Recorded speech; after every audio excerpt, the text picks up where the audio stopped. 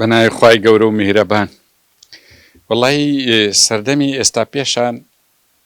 ئەوانەی کە مارکسی بوون یان شوعیەتیان کردێ بەخۆم نەم کردیە زۆر باسی ئینعیطافت تاریخیان دەکرد، یان ئەوانەی قەومی عەرەبیەکان زۆر باسی المرحلة الحساس التي تمر بها الأمة زۆر باز دەکرا ناو ئێستا هەموو ڕۆژێک ئینعیطافە، هەموو ڕۆژێش مەرحەلەیە، یعنی ڕۆژ بە ڕۆژ وەزعەکان زۆر ئاڵۆز دەبی، زۆر گۆڕانکاری گەورە لە گۆڕەیە. ڕاستی ئەوەی زۆر شارەزان نەبی دەرەی حەقلی ئەلغامە لە بۆ دانرایە، یعنی زۆر ئەوەی کە قووەی گەورەی هەیە و لە دنیای زۆر چیلەوەی نییە غەڵەت دەکا پێ لە ئەلغام دەنێ پێراوەش زۆر گەورە پێ هەر ناشتەقی، بەس لە بۆ ئێمەی کورد بە ئەستەم هەڵەیەک بکەین زۆر مەترسیدارە ڕێیەکان وەکو برێی هەردوو لە هاتیە هاتەچی زۆر گەورە هات لە لای ما کە ساڵێک جۆخین و گەن مشتا زۆر وێ دەرێن هات نەهاتیش ئەگەن نەهات هات و نەهات پێکەوە هاتیە دەمێتەوە سەر سەرکردایەتی کورد. ڕاستی سەرکردایەتی کوردی تۆزەک هەست باس ئەوەی دەکەی کورتچکاڵی دەکەی، ئەنی ئەمە قەرنی 20 ڕاستی میلەتی کورد توانی سەرکردە لە هەر چار پارچەی کوردستان ئینتاج بکە، بەس قەرنی 21 نازم هەست پێ دەکەن یانە میلەتی کورد جاروێ دەرن لە زگ کەوتووە پێی ناکرێ سەرکردە ئینتاج بکە. ئەمە زۆربەی سەرکردەکانی هەتا ئێستاش کە کاریگەرن ئی سەدەی 20 قڵقلەمان هەیە، مەسەلەن زۆر باسی مەزلوم عەبدی دەکری کە هەست دەکەی بڕە سەرکردەیە لەو ئەوەی بەسەوە دەگمەنە دەنە لە باقی لە هەر چار پارچەی کوردستان هەست دەکەین زۆر بە زەحمەت سەرکردە پەیدا دەبی لەبەرەوەی عەقلانیەتێکی زۆری دەوێ. لەو ماوەی ئەوە ڕوویدا کە ئەوەی نەتەنیاهۆ گوتی ئەمن وەچی شەرق لە ئەوسەد دەگۆڕم، ئەمە ئەو کاتی لێرە باسمان گوتمان وەچە گۆڕینی شەرق وەکومە تێگەیشتینە خەرکەش زۆر وی زانی سنوور گۆڕینە ئیتر خەریک بوو خۆی تووشی هەڵەی گەورە بکات چکە لەو مەوزوعانە زۆر خوێندنەوەی زۆر وردت نەبی هەڵەی بکەی زۆر خراپمان دەست دەکەن و هەڵەکانی سەرکردایەتی کوردی خۆمانتان دیت کە چیان بەسەر هات. ئەمە گوتمان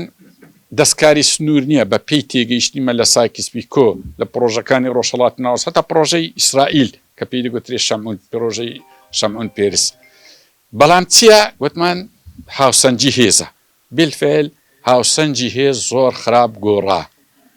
هاوسەنجی هێز گۆڕە چۆن؟ ئەوە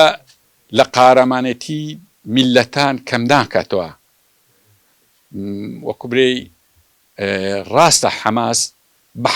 هەزار حال لە بندەستی ئیسرائیل دەهات، بەڵام ئەوە لە قارەمانێتی ئەوی کەم ناکاتەوە بەڕا کە زۆر باش خۆی ڕاگرت، ڕاستی بە کەس نەدەکرا ئەوە خۆی ڕاگرت، بەڵام ئەدی چێک گۆڕە پشتیوانیەکانی حەماسی تەفرتو ناکرا لە بە هەندی ئێستا یعنی نازانین چ بکە هیچ پشتیوانێکی نمایە. ئەگە وڵاتانی عەرێت برێن پشتیوانە هەمیان لەگە مەشروعی ئیسرائیلیدان وازح دیارە. لەو ماوەی چەنە لە بۆ عەرەب چەند عەیبە ڕەفح لەو ماوەی کراوە کە بووە مفاوەزە دەنە قەپات کرابوو یاخود چەند ساڵە ئەو حیسارەی لەسەر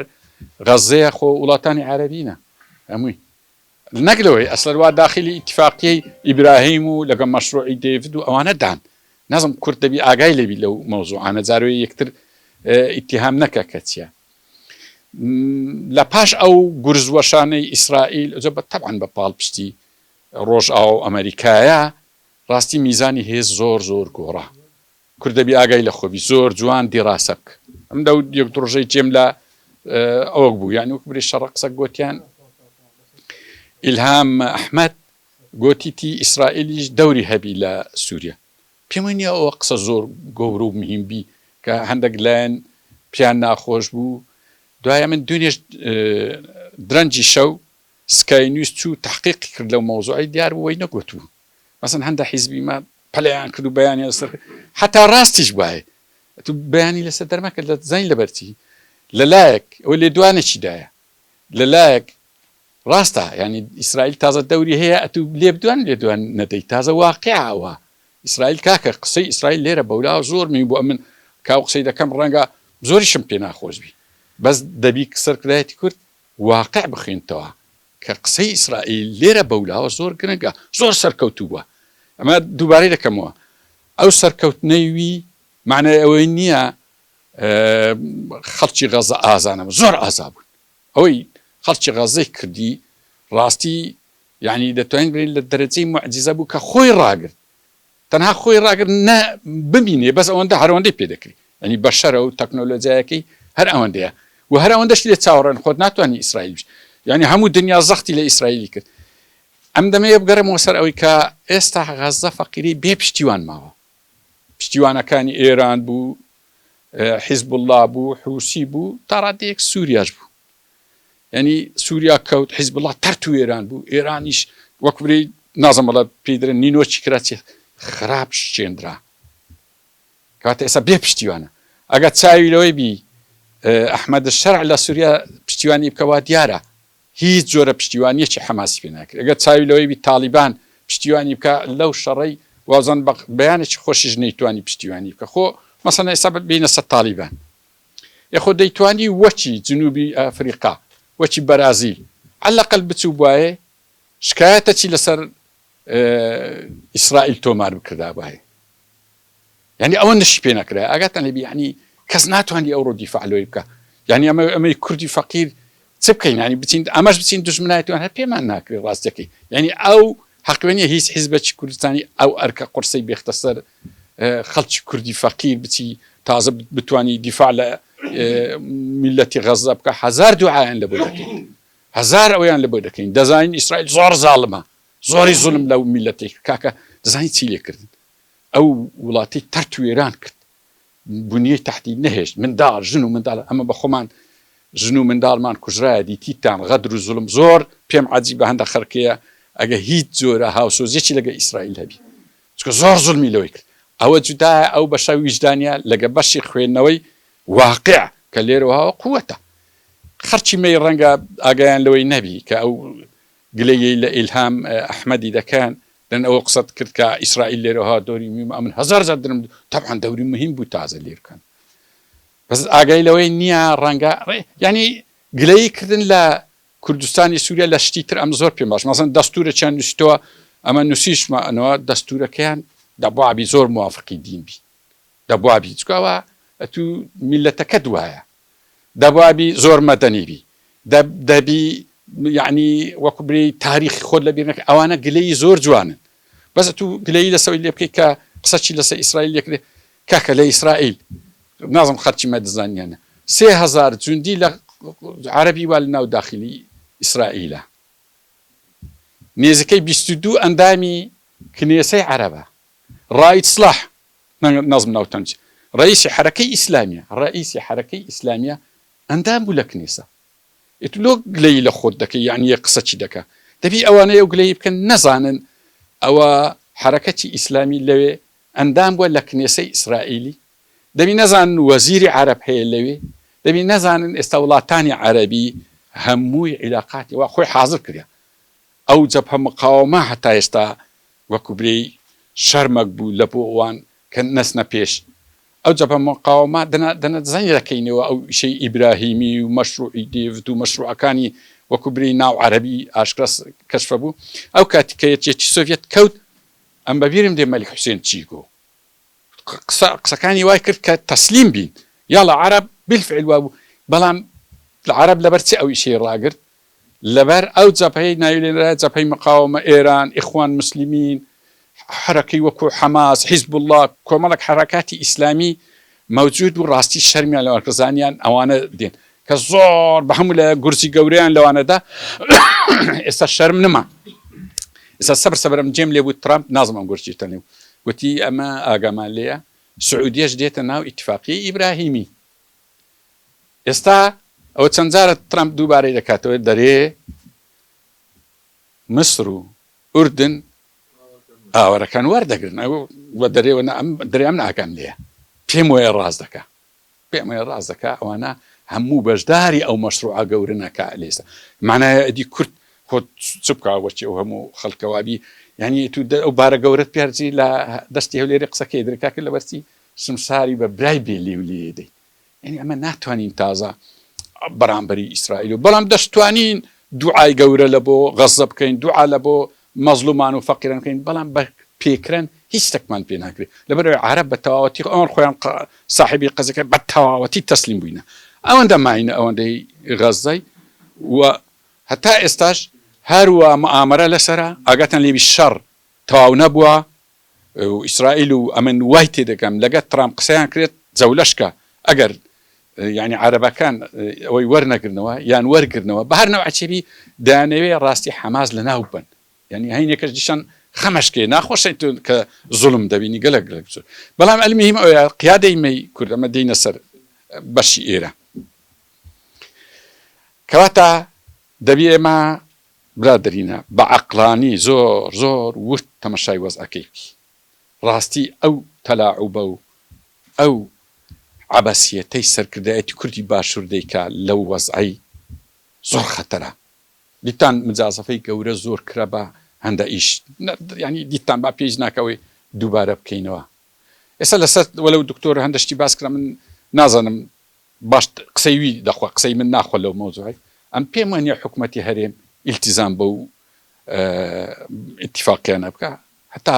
چکە نانی لە قاچاغی خواردێ نانی لە تاڵانی خواردێ نانی لەو بێسەروبەری خواردێ نانی لەوەی خواردێ لەگە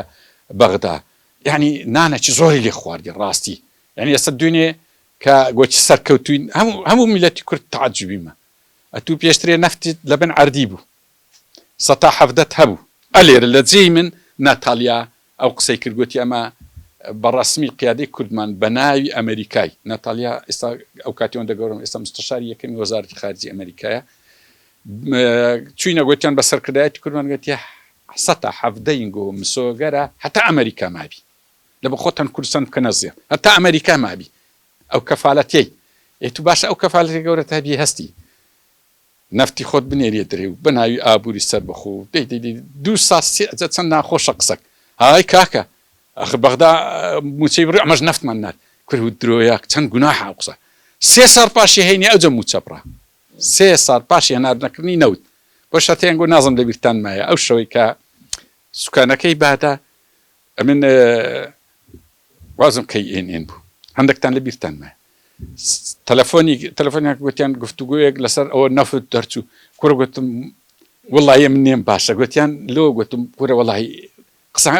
میلەتە هەموو دووری خۆش ئەم بێم قسە چی بکەم گوتیان لۆ چ دەری گوتم وڵی ئەم دەرێم کوڕە بگرنەوە گەلە خەتەرە گوتیان وڵاو خۆش نییە دەنا ئێگوتم ئەوەی بکەن نێم باش دوایە تەلەفۆنیان گوتیان وڵا بەرنامەکە 40 دقیقە هەر چەندی حەولمان داوەنەی بوو دەبی هەربی وڵا ناچار چوو یعنی قسەکەش وا هاتەر قسەک بوو گوتم سبەینێ هەردوو سەرکردەی کورد کە نوێژی بەیانیان کرد ڕاست بچن بگرنەوە چکە زۆر درەنگە ئەو شە بچن بەڵام ئەگە ناسبێنی بیکردنەوە کاکە هەموو کەس دەیزانی یعنی ئەو ئیشەت چۆنە ئەتو لە پاش ئەوەی فەرمو نەفتت دەرهینە ئەوەی بەغدا بڕا چ ڕوویدا نەتیجەکەی چ بوو موچە خۆران تەرت وێران کرد وڵاتت یەخستە بن قەرزی هەموو مەشروعەک ڕاوەستە نەفتەکەت هەموو ڕۆی نازم چێت قەت دەوڵەت و مەوڵەت هەندە دەوڵەت قازانجیان کرد 170 هاتیە 112 مەمنونی بە سوال ئەوجە دەرێ سەرکەوتوی یعنی وەرە سەرلۆی سڕ ببینی دەرێ هەروە دەرێ سەرکەوتو بین و شەکی گەورە و بروسکەی لە بۆ یەکتر لێتن لەو ئیشەی لەبانی ڕاستی سەرکردایەتی کوردی ئێمە زۆر بەنە شارەزایی بەناو مۆزوعەکەی کردووە ئەوەی ئەم دەمەیە لێرە بیرێم بەخدای ئەمێن نا وەزیرێکمان هەیە لە بەغدا نە موەزەفێکمان هەیە نە کەسیان دەناسین بەڵام هەتا ئەحداس کە دێتە پێش ئەوجە ئینسان تێگە ئەمە پێشتر لەوتە دکتۆر ڕەعەل لێرەیە نازم چیت کەشمان لەگەڵ لێ چێتی ئەوروپا هەندێک ڕۆشن بیرانیان بەمەیان گەورە گوتیان ئاگەتان لێبی ئەنگوو لە کوردستان جا ئەو خەڵکی کە لە دەرێت بە چاوەکی گەورەتر تەمەشای دنیای دەکات لەمە گوتی ئاگاتان لێبی ئەنگوو لە کوردستانی عێراق دەستکەوتی باشتان هەیە تەمەشای دەوروبەری ئەوتان تێکی نەدەن کورە هەتا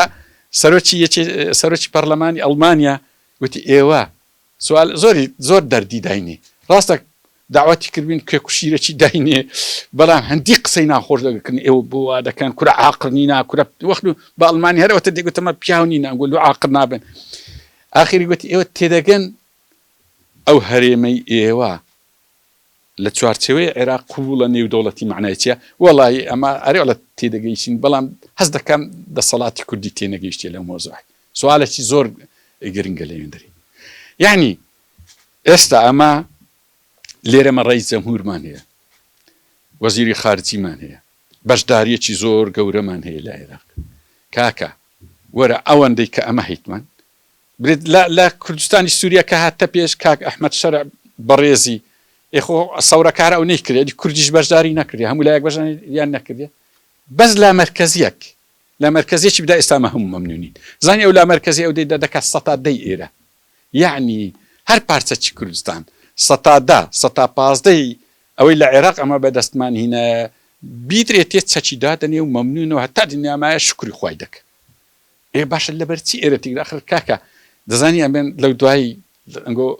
وەقایع و خیتابەکانی حیزبی دادوگەشە پێدان یان لە ئێران یان لە سووریا قسە و گفتوگویەکان دەکەن دەزانی چیە زۆریان پێخۆشە ئەو وەزعی ئێرە سەرکەوتو نەبی کورد و بەغدا تێک گیربی وەبی لە هەموو جێیەکی برێن کاکە ئەوە خۆمە چۆن پێ دەکری ئەمە خۆ ئەوە کاکە ڕئیس جەمهوریشیاندا بووی هەر ڕازی نەبوون هەر تێکیاندا هەر ئەویان نەکرد کاکە وەڵاوە بەمە ناکرێ ئەوە هیچ دەبتە تەجروبەی گەلەگەلێک ناخۆش سەرکردایەتی کورد حەقی وەیە چکە فروفێران نەکە چە فروفێری لە خۆی و لە ئێمەش چیتر لەسەر ماڵ و سامان و لەسەر کۆمپانیای پیس و چەپەر لەسەر ئەوەی شەڕ ئەومان لەگەر عێراق پێنەکە چونکە ئێستاگەر تووشی شەڕک بین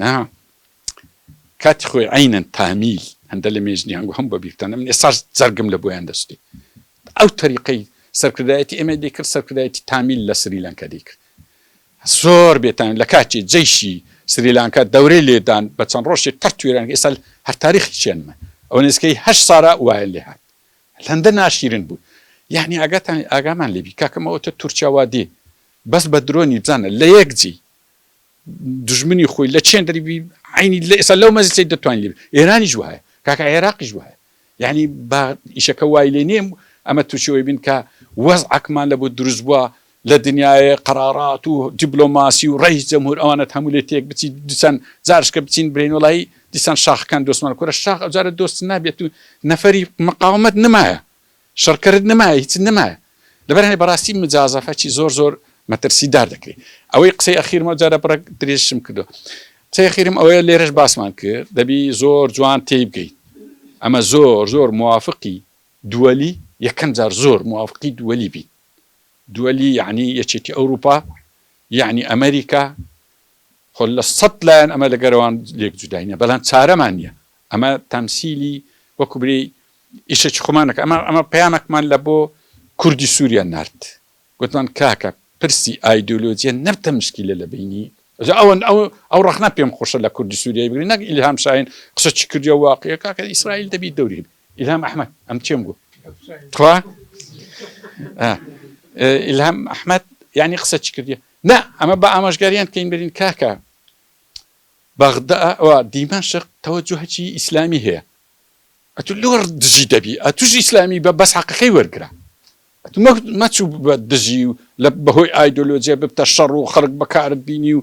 یعنی وەچی کوردستانی ئێران کاتی خۆی بەڕەحمەت شێخ عەزیزالدین حوسێنی ناویان لێ نابوو شێخ الئەحمەر کورە بابە شێخ الئەحمەرمان لەبوو چییە شێخ ئەخضەر بە بەڵام حەقەکەی وەرگرا چ سوودی هەبوو ئەوە ئەم بەخۆم دیتم مەقەڕەکەی بۆ دوای لە 12 کەسی لە لای بانەی ماوو هاتمەوە ئەم بە سەرکردایەت گوتم وەڵا شێخ عەزیزالدین حوسێنی فەقیری کەسی بە دەورە نمایە یعنی ئاخری وای لێدی لەبەر هەندی ئەمە بە ئامۆژگاری کوردستانی سووریەکەی برین ئایدۆلۆجیە نەبتە کێشە ئەتو چ دەست دەکەی لە بۆ وەتەن تەنازل ئایدۆلۆجی خۆت هەموو بگۆڕە بیکاو ئایدۆلۆجی کە لە دەسەڵاتە لەوێندەری بیکاوێ بەس حەقەکەی وەرگە ئەتو ئەو ئەساسە کە هەمووی وەسائلە لەبەر هەندێ ینی ئێستا ئەمە دەزانین استراتیزیەتی دەولی ئەوەیە لە هەر پارچەکی کوردستان ئێستا گۆڕانکاری دەبی ئیقلیمەکی لە بۆ دروست دەبی سەبرە ئێستا ئەمە هەموو یارمەتی دەری ئەوەی بین کە کوردستانی سووریاش ئیقلیمەکی لە بۆ دروستبی سبەی دەوڵەتەش کە ئینشاءالله گۆڕانکاری بی لێژ ئیقلیم دروست دەبی وەی لێ هەر چار پارچەی کوردستان بتە خاوەنی ئیقلیمی خۆی و لە پاش هەینەکەش حتمان بڕیاری نێودەوڵەتی جودا لە ئێستاون ئەوجا ئێستا باور بین ئێستا دەردەکەوی ڕیفراندۆم چ بوو چ پازدانە بوو ئەتوو پاس دەدەی بەسە استراتیجەتی دەولی استراتیجەتی دەولی ئێستا لەو دەمەی ئیقلیمەکە لە بۆ تو لە کوردستان ئیقلیمەکە لە سووری شەرتیش نییە زۆر بە ئاسانی دروستبی زۆری دەوێت گەلە زۆری دەوێت تا دروست ما هەر بە قسە وەدەری ئیقلیمەکە لە کوردستانی باکوور ئیقلیمەکە لە بە ڕۆژهەڵات ئێستا تو باز دەی طبعا تووشی ئەوەی گەورەی دەبی ئەمە وەزعەکەمانەوە بێتوانێت دەبی موافقی وەزعی دووەلی بین موافقی وەزعی ئیقلیمیش بین ئەجم هەر کەسە موافقی وەزعی خۆشمان بین ئەمنەوەی بعقلانی دەبینم کە مەزلوم عەبدی دەرێ ئەمە لەگەر دیمەشق ئینشاءڵڵا ڕێک دەکەین و پێک دەین و وادەمین ئەو خیتابەم پێ جوانە هەم دیمەشق وەکو تەجروبەکەی تازە ساوایە پێویستی بە کوردستان هەیە هەم کوردستانیش پێویستی بۆی هەیە چکە قسە ئەوە لەو گوتم قسەی ئەخیرم بەڵام قسەی ئەخیرم ئەوەیە خۆ ئەگەر چ لە بەغدا چ لە دیمەشق چ لە ئەنقەرە چ لە تاران ئەگە ئەو نیزامی لەسە حکومە موافق بی لەگە ئەمریکا و ڕۆژ ئاوا و پێک و ڕێک و پێک بن کەس ئیشی بە کورد نامینی زۆر خراپ دەدۆڕین دەبی ئەمە ئاگامان لێبی زۆر ورد بین چ نەوعە نیزامێک لە بۆ مەباش ئەن بەڕێی من لە سووریا باشترین نیزام لە بۆ کورد هاتە سەر حکم زۆر باش حەقیوەیە یعنی هەمومان پاڵپشتی بکەین لە پاڵپشتیوی دروستبوونی خۆشمانی تێدا دەبی ئەو استراتیژیە ڕاستی ئەگە زۆر ورد بی تی دەکەی بەڵام ئەگە زۆر ورد نەبی هەر خەریکی کۆمپانیا و پارە و ملیار دۆلار و سەرکردەکانی مە و کوڕ و فلان ئەوە بی بەڕاستی ئەگەی لەو نوع استراتیژە نەبێ بەر هەندێ ڕاستی ئەم زۆر ئومێدم بەو سەرکردایەتی خۆمان نییە ئەوها بەوردی ئیشەکان هەڵبژێری و تاسەری بیکەینتە سەری بەڵام ئیشاءڵڵا خوای گەورە وای هینایە کە هەر ئەو سەرکردانە غەڵەت دەکەن بەڵام دەرفەت دێ و دەستە پێش و ئەوەی تازە باسمان کرد ئەو خەریتە دێتی وەسەلام عەلەیکوم وەڕەحمەتوڵڵاهی وبەرەکاتوه